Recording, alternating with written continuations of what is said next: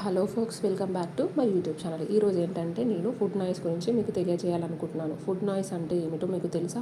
ఆకలి వేయకపోయినా మనసులోని అవే ఆలోచనలు ఉండడాన్ని ఫుడ్ నాయిస్ అంటాము. మనలో మానసిక ఒత్తిడి పెరిగినప్పుడు ఒంటరితనం, ఆందోళన, కోపం, బాధ వంటివి ఫుడ్ నాయిస్ను పెంచుతాయి. సరైన నిద్ర లేకపోతే మెదడు ఉపశమనాన్ని కోరుకుంటుంది. ఈ క్రమంలో ఆలోచనలు ఆహారం పైకి మల్లుతాయి. తినగానే మెదడు తక్షణ ఆనందాన్ని పొందుతుంది.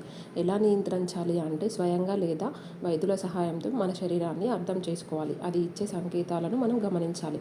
నిజంగా ఆకలవుతుందా, భావోద్వేగాల కారణంగా అలా అనిపిస్తుందా అని 1-2 సార్లు మనం ప్రశ్నించుకోవాలి. ఫుడ్ నాయిస్ని నియంత్రించాలని పూర్తిగా మనమైతే నోరు కొట్టేసుకోవద్దు సుమి. ఏ ఆహారాన్ని దూరంగా పెట్టకూడదు. ఏది తిన్నా మితంగా పోషక విలువలున్న వాటిని తినడం చాలా మంచిది. రోజుకు వేళకు నిద్రపోవాలి. తగినంత నిద్ర మాత్రం తప్పనిసరి. వ్యాయామం కూడా కంపల్సరీ చేయాలి. తరచూ మంచినీరు తాగుతూ ఉండాలి. తినే సమయంలో మల్టీ టాస్క్లను అవసరమా అండి? ఫోన్లు వాడకుండా, టీవీ చూడకుండా తినే ఆహారం పైన దృష్టి పెట్టాలి.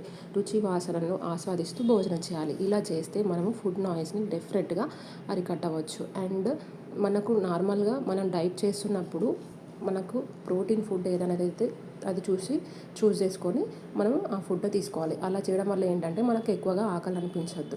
ఇంకొకటి, మనము టైం టు టైం నిద్రపోతే మాత్రం డెఫినెట్గా మనము దీన్ని ఈ ప్రాబ్లమ్ని సాల్వ్ చేసుకోవచ్చు అనమాట. ఈరోజైతే నా డైట్లో భాగంగా నేను చపాతీ, పప్పు అయితే చేసేసాను అనమాట.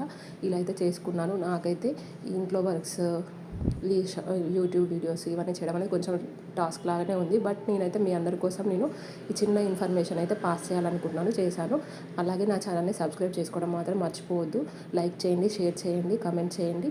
నచ్చితే మాత్రం నా వీడియోని లైక్ చేయండి. Thank you so much for watching my video and subscribe to my channel. ఇలాగైతే నేను చపాతీ చేసేసాను. Thank you.